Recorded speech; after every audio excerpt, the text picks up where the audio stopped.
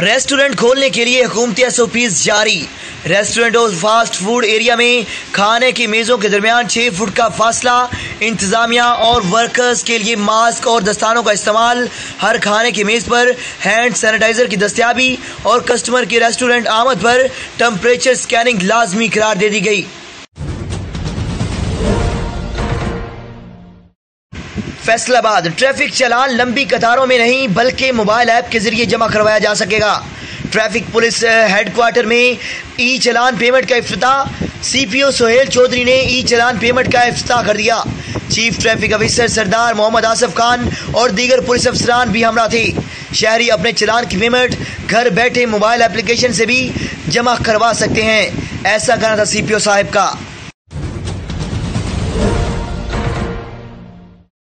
मस्जिद में गाने और डांस की शूटिंग, वीडियो और तस्वीर बेनकाब।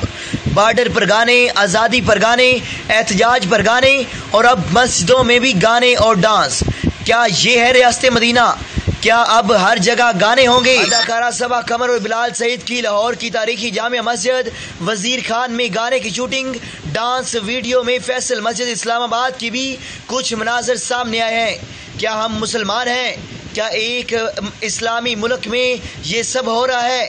क्या ये रियासत 2% के दानश्वर अब किस बिल में छुपे हुए हैं? यहाँ आंखें अंधी और जुबानें गूंगी हो गई हैं। क्या मसाजिद इसलिए होती हैं? ये बदबख्त गंवार लोग, जाहल बच्चे